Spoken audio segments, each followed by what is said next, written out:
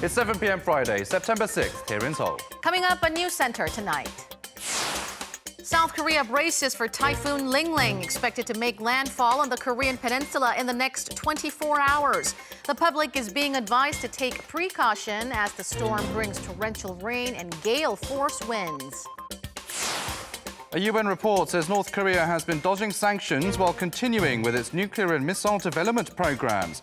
It also calls for additional sanctions against Pyongyang to stop the regime from carrying out cyberattacks. Russia vows to expel all North Korean laborers in the country by the end of the year to adhere to UNSC resolutions. And Samsung releases its highly anticipated Galaxy Fold smartphone. The tech giant, along with LG Electronics, are also showcasing their latest gadgets and display technologies in this year's IFA, taking place in Berlin. News Center begins now.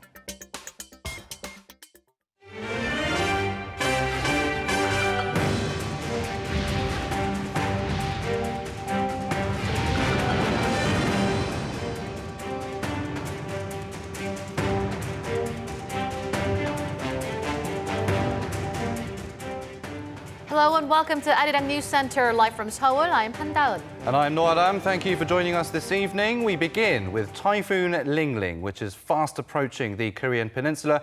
It's expected to be one of the strongest typhoons ever to hit South Korea, bringing in torrential rain and strong winds. The government has its eyes fixed on the storm's projected path while advising the public to take precaution as the winds will be strong enough to knock down trees. Lee Min-sun has our top story. The heavy rain that poured down Thursday over most parts of South Korea has stopped in most areas.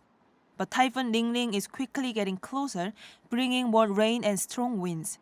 Lingling is a medium-sized typhoon with a maximum wind speed of 145 to 180 kilometers per hour, strong enough to knock down trees. As of this afternoon, it's around 500 kilometers south of Jeju Island. By Saturday morning, it will be west of Jeju and then close to Seoul by the afternoon. Jeju and the waters around it are under a typhoon advisory, and the rest of the country is under a preliminary typhoon warning. Through Saturday, some parts of Jeju will get more than 400 millimeters of rain, while parts of Jeollado province and the west of Chungcheong-namdo province will get over 150 millimeters. Typhoon Lingling is expected to be one of the strongest typhoons South Korea's ever seen, though other storms have caused severe damage before. Typhoon Kompas in 2010 followed a similar route to Lingling, killed 6 people and caused more than $130 million in damage. But Lingling is even closer to the peninsula and has stronger winds. The South Korean government is operating the Central Disaster and Safety Countermeasures Headquarters 24/7. Typhoon Lingling will sweep past South Korea on Saturday and move over North Korea and China on Sunday. Lee Min-sun, Arirang News. Typhoon Lingling has gained significant strength and it's now rapidly heading northward to the Korean peninsula. For more details, let's turn a little bit earlier than usual to our Michelle Park at the Weather Center. Michelle. The capital is looking pretty calm, whereas in Jeju, it's already under the influence of rain clouds, heralding the arrival of the powerful typhoon. Now, the alerts have been issued for the southern seas near Jeju Island, where rain is pouring at 20 millimeters of precipitation per hour. And it is expected to gradually expand across the whole country as Lingling approaches. Now, please take all safety precautions and check flight information in advance if you are scheduled to travel, as flight cancellations are very probable to happen. Now, I'll be back with more details in the later newscast. Back to you.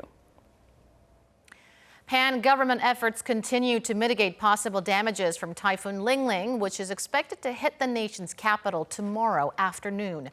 Our Kan Young-woo now gives us some advice on the precautions to keep you, your family, and your property safe. The Korea Meteorological Administration says record-breaking winds are on their way to the southern and western islands and coastal areas. To prepare if you're in the storm's path, you're advised to keep your smartphone close and/or follow the news on the TV or the radio. Stay indoors if possible, but if you have to go out, keep away from construction sites and traffic lights. When a typhoon hits, flooding is the most common hazard. So it's important to check the sewers and drainage to make sure they are working properly. But if your property becomes flooded, do not go inside. Even if the water is drained, you should get help from the authorities as the presence of home appliances pose dangers of electric shock. If you're driving, slow down and do not take roads next to streams or rivers. Anything that the wind might blow away should be fastened securely. If you live in an area where there might be a landslide or a flood, you should learn the community evacuation plan and how to get to the closest safe house. It's also important to have a first aid kit in case of an emergency. According to research, taping the window pane can do little to protect them in case of strong winds. So it's important to fasten the window by taping its frame. If you apply a safety film, it can also minimize the damage from shattered glass. There's no way to stop the storm from coming, but we can reduce the damage by preparing for the worst and following the advice of the emergency authorities. 간영우, Arirang News. Shifting gears now, a UN report on North Korea's latest activities says the reclusive regime is continuing with its nuclear and missile development programs. By testing ballistic missiles over the past few months, it has continued to develop its ICBMs while also carrying on with its uranium enrichment. Our Lee Seung-jae tells us more. The UN Security Council committee that monitors sanctions implementation against North Korea has assessed that North Korea's recent missile tests are designed to support its development of intercontinental ballistic missiles, underscoring the ongoing threat posed by the regime. The panel report covers the February to August period and comes as negotiations between Pyongyang and Washington have stalled since the no-deal summit in Hanoi. In particular, the UN experts noted the significance of recent short-range ballistic missile tests by North Korea, which Trump has dismissed as very standard. According to the UN report, the new class of short-range ballistic missiles launched on May 4th and 9th, as well as two missiles described by the North as a new type technical guided weapon launched on July 24th, are evidence of the regime's ability to master key components of ballistic missile systems. These include solid rocket fuel production, mobility through the use of different types of transporter erector launcher, and the capacity to penetrate ballistic missile defense systems. To further support their case, the UN experts note that regular activity has been observed at ICBM bases close to the northern border. The latest assessment by the UN panel of experts also notes that the North's nuclear program continues to operate despite the absence of nuclear testing and the closure of the Punggye-ri test site. It added that continued operations at the Yeongbyon Uranium Enrichment Facility and the uranium concentration complex and mining sites in Pyeongchang were observed. The rocket launch site located in Dongchanli, which North Korea began to dismantle after the first Kim-Trump summit, also appears to have been restored. Lee Seung-jae, Arirang News. Meanwhile, the same report from the UN's North Korea Sanctions Committee also points out that the regime has been earning money through illegal acts. The North has recently focused on cyber attacks against other countries, and its ship-to-ship transfer has become more delicate. Our Oh Jung-hee has more on this. North Korea is carrying out cyber attacks and illicit trade to make money despite the strict international sanctions regime.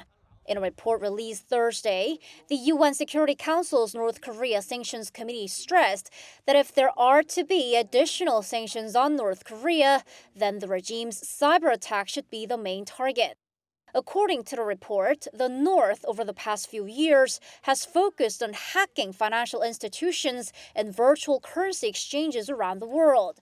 In 35 rounds of cyber attacks against 17 countries, including South Korea, since December 2015, the regime has seized up to $2 billion. The money was used to develop weapons. Pyongyang is also selling fishing rights to other countries to earn currency. The report says fishing boats from other countries have been seen owning or working to obtain fishery rights in North Korean waters. At the same time, the North's illegal ship-to-ship transfers have become much more discreet. The The UN committee says this year, the regime has exported $93 million worth of coal, which is completely prohibited under UN Security Council resolutions. Also, the North has already imported more than 50,000 barrels of oil, exceeding the annual cap set by the UN. The North is also buying banned luxury goods. The report cited North Korean leader Kim Jong-un's own private car, a Mercedes-Maybach S600, and over 100,000 bottles of vodka that were found on their way to North Korea several months ago. 오정희, Arirang News.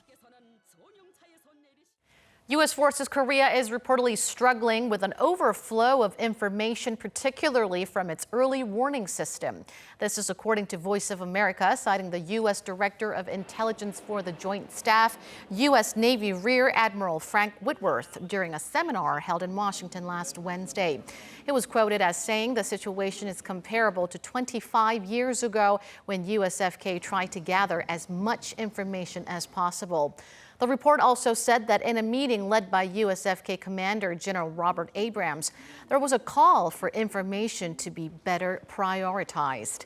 In response, it said measures have been taken to ensure that priority goes to information related to the stability of the North Korean regime.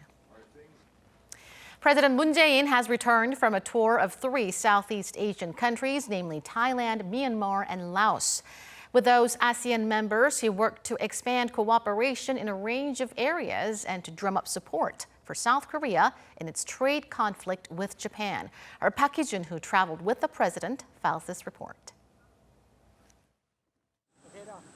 President Moon Jae-in's ASEAN trip to Thailand, Myanmar, and Laos this week could not have come at a better time, as a wider scope of diplomacy is required now more than ever. Under the situation where the global value chain is being reshuffled due to the U.S.-China trade war and Japan's trade restrictions, ASEAN and India have greater strategic significance as not only a global production base, but a consumer market and direct investment market. President Moon began his ASEAN trip looking to gather support from Southeast Asian nations regarding the trade dispute with Japan.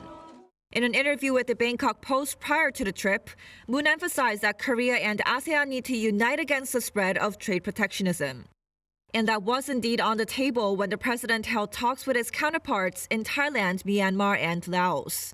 According to the presidential advisor for economic affairs, Chu Young-chul, ASEAN countries also want economic advancement through free trade.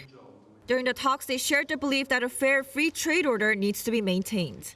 But there will be competition for Southeast Asian nations' support, as Japan has already established a large influence in those areas over many years. The presidential advisor says competition and cooperation with Japan will have to coexist if Korea wishes to keep a strong presence in the area. Nonetheless, Korea was successful in securing a wide range of cooperation with the 3 nations as part of President Moon's efforts to reduce Korea's economic dependence on Japan.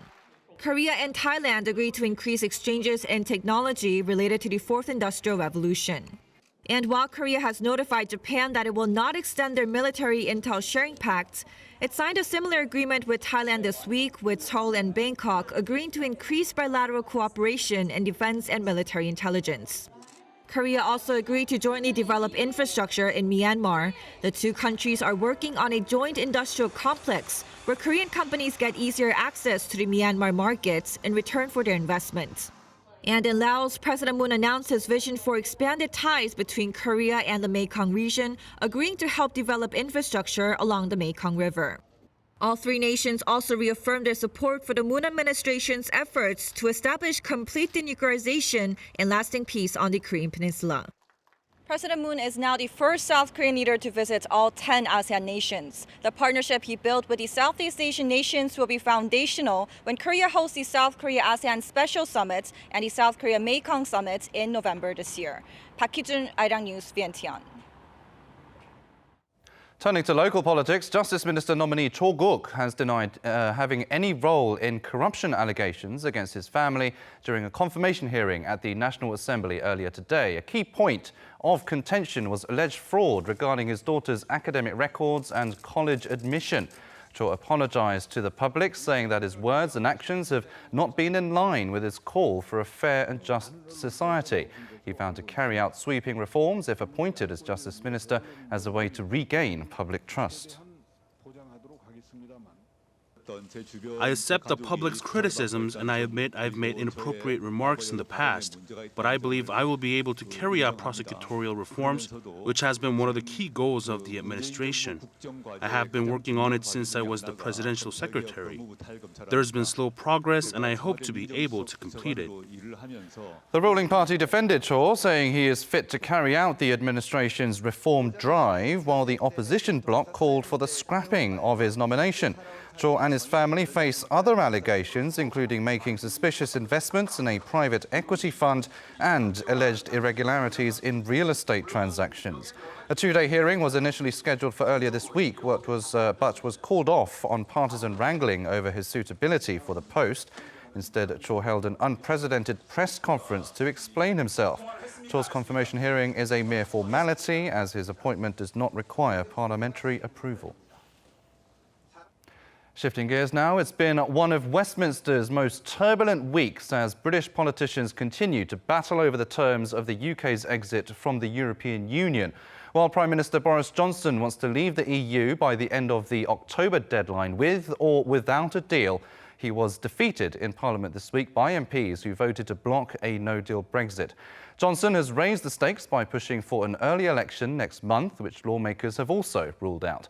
To help us digest this unfolding drama, we connect to Tim Bale, Professor of Politics at Queen Mary University of London, who joins us through Skype. Professor Bale, thank you ever so much for joining us today.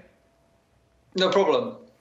Now, Boris Johnson has repeatedly called for a snap election to take place on October 15th. His government has given MPs another chance to back his plan next Monday. What does he want out of this snap election, and will it work?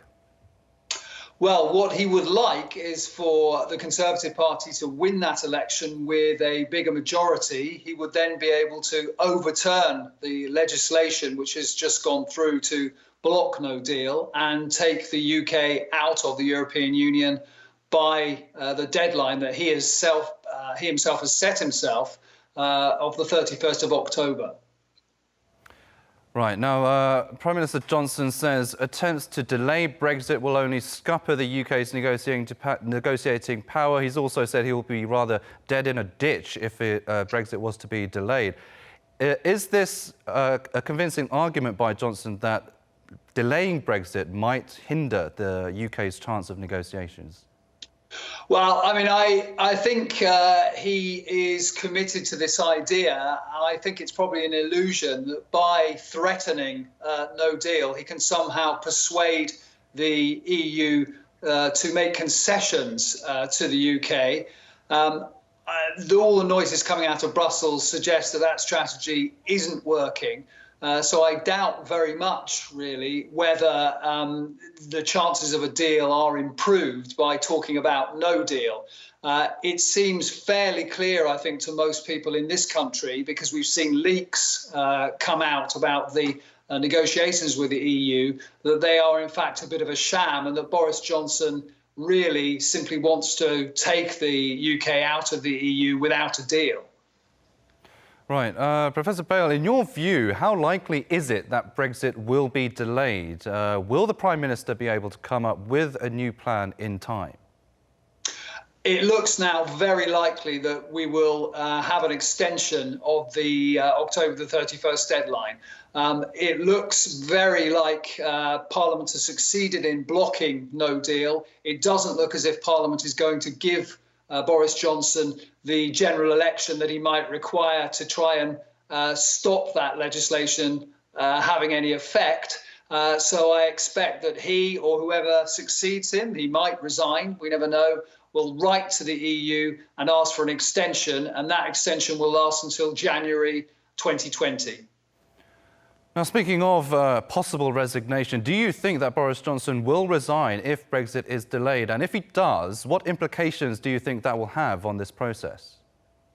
He might do that because he, I think, will face a huge political problem if he is required to ask for an extension, something he says he would never do. And as you hinted, he said yesterday that he would rather be dead in a ditch than do it. resigning as Prime Minister would, I guess, force the opposition parties to try and come up with some kind of alternative. And if they fail to do that, that might then trigger a general election. He could resign as Prime Minister, but not as leader of the Conservative Party, and perhaps fight that election and give himself another chance to become Prime Minister once again. It's an unlikely thing to happen, but goodness knows we've seen all sorts of unlikely things happening over Brexit in the last 2 weeks.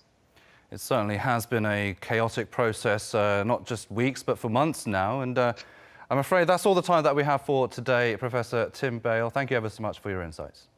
Thank you.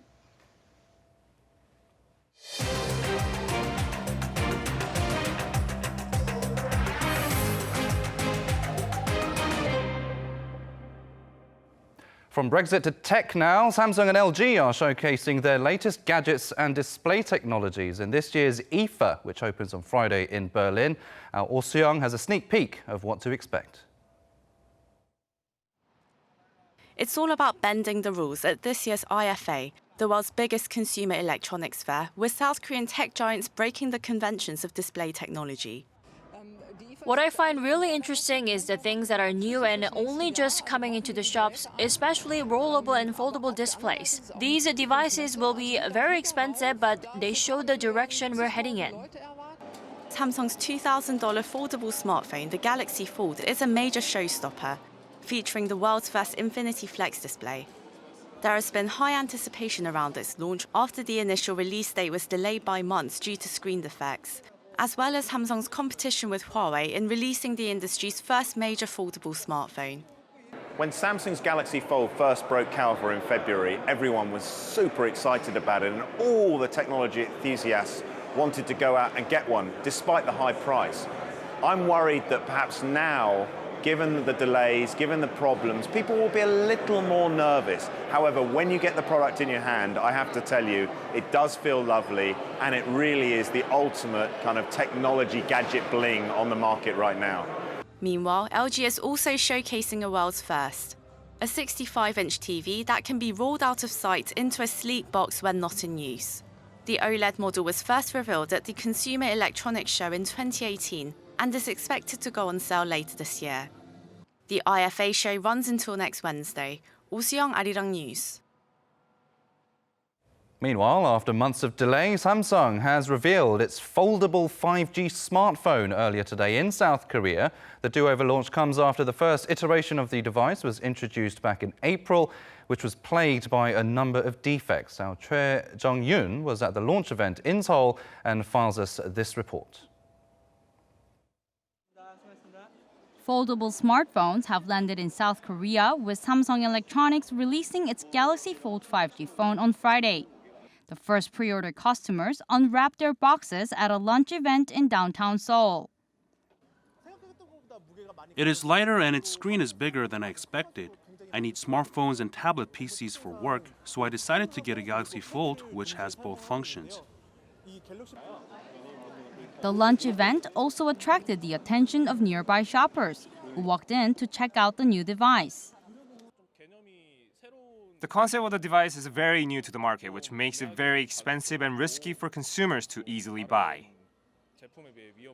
Samsung's latest release is the world's first ever 5G folding phone to hit the shelves, streaking ahead of its rivals, notably Huawei. The Galaxy Fold boasts a 7.3-inch display, which is reduced to 4.6 inches in size when folded, allowing consumers to easily hold a phone with one hand. One of its key features is an enhanced multitasking system, which enables consumers to use more than one application at the same time by dividing the screen between apps. This is a revamped model, with Samsung delaying its plan for an April launch of a previous design in the US, due to a number of screen defects reported by early reviewers. After months of delays, the company redesigned the phone by adding a protective layer of film on the inner screen, making it difficult to remove it by hand. Protective caps have also been added to the top and bottom of the hinge to prevent the dust from entering the device. However, analysts say it is too early to tell whether the new device will succeed given its high price, with the phone selling for around $2,000 US. The The Galaxy Fold will also be available in 4G when it's launched in other markets worldwide. Cho Jung-yoon, Arirang News. Minister of Economy and Finance Hong Nam-gi says South Korea and Russia will start working on a free trade agreement in goods on top of the FTA they're pursuing in services and investment. On the sidelines of the Eastern Economic Forum held in Vladivostok, Minister Hong said signing a bilateral FTA for goods will not only help lower tariffs, but also speed up customs processes. Seoul and Moscow started talks on services and investment last June. The two sides' bilateral trade last year amounted to around $25 billion. Russia has reportedly said there won't be a single North Korean laborer in the country by the end of this year, pursuant to the UN Security Council resolution ordering them back to the north by December 22nd. Russian ambassador to North Korea Alexander Matsiagora, in an interview Thursday with Radio Free Asia, said there are fewer North Koreans there now, and the number in the country with a working visa is less than 10,000. Last December, the ambassador had said there were still around 11,000. The International Olympic Committee has said recently that it does not plan to stop Japanese fans next year at the Games in Tokyo from flying the so-called Rising Sun flag, a symbol highly offensive to people throughout Asia whose countries suffered under Japanese imperialism. The IOC so far has simply just said that the Olympics should be free of political statements and that the flag itself is not inherently political. Our Kim Bo-kyung takes a closer look at this issue. To people in China, Korea, and other countries in Asia, the Rising Sun flag was the symbol of the Japanese Empire as it took over their countries in whole or part in the early 20th century. According to Alexis Dutton, a historian in the University of Connecticut, it is both unnecessary and unfortunate to see this flag still used by Japan's self-defense forces, some sports fans, and right-wing political groups. She compared the use of the Rising Sun to the Confederate flag in the U.S., flown by the South in the American Civil War. Like the Rising Sun, she said, the Confederate flag is now discredited not only because that side lost the war, but also because it causes deep pain and suffering to the descendants of the victimized. In her opinion, the IOC should reconsider allowing the Rising Sun flag next summer in Tokyo. And it really is incumbent on the International Olympic Committee to learn why this hurts so much. I mean, imagine a flag, imagine this Los Angeles Stadium Olympics full of American Confederacy flags. That would be terrible. In fact, the design Japan has chosen for next year's medals at the Paralympics feature elements that strongly resemble the Rising Sun, which Professor Dutton thinks is intentional. I find it deeply unfortunate that the Paralympic medals will have the Rising Sun flag on them, as you're displaying right now. I think that is a specific political act, and it is up to the International Olympic Committee to recognize that there really is a historical distinction going on here. To settle the issue, she said it's important to have an international conversation to educate people on how much suffering this flag still causes. Along with that, she said she hopes the South Korean government can navigate the challenges Japan keeps putting in its way, and she urged the South Korean athletes who will be competing in Tokyo to rise above any provocations they encounter there. Kim Bo-kyung, Arirang News. The U.S. Federal Reserve says the U.S.-China trade war and other trade uncertainties are likely to cut global GDP by 1%, or around $850 billion through early next year. Fed researchers are trying to quantify the effects of the escalating trade tensions under the Trump administration by analyzing newspaper articles and corporate earnings calls.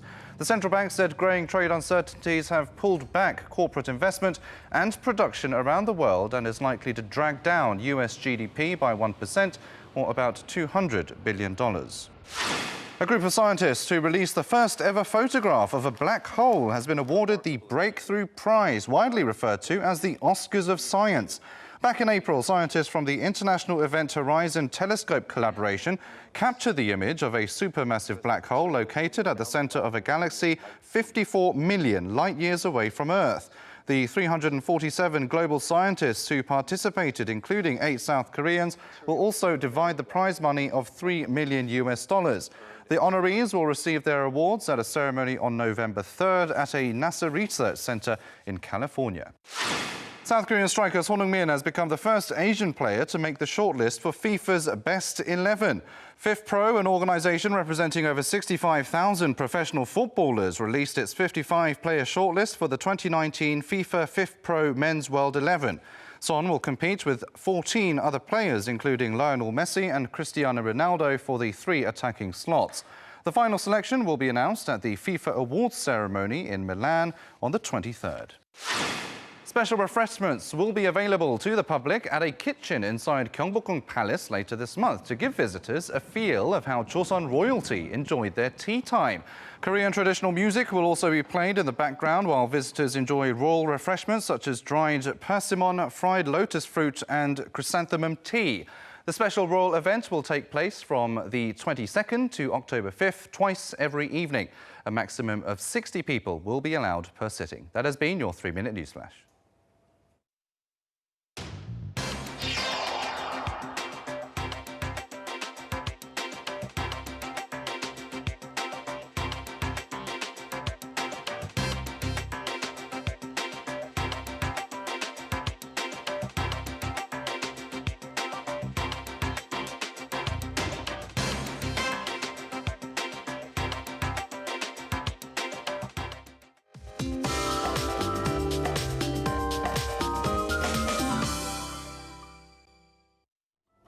Starting tomorrow, the entire nation will be affected by the typhoon, clearing out of Jeju Island by 6 p.m. tomorrow. Now, the central region will get downpours until Sunday early morning as the typhoon continues its trajectory towards Russia. Now, as for the amount of precipitation, the southern coast and Jeju will mostly receive between 100 to 200 millimeters of rain until Sunday, while the rest of the western coast are to receive up to 150 millimeters. Now, checking out our temperature readings for tomorrow, morning lows are expected to linger between 24 to 26 degrees Celsius. And into the day, the weather will feel stuffy and humid as most of the daily highs will soar up to around 30 degrees Celsius. Now, I'll leave you with the weather conditions around the world.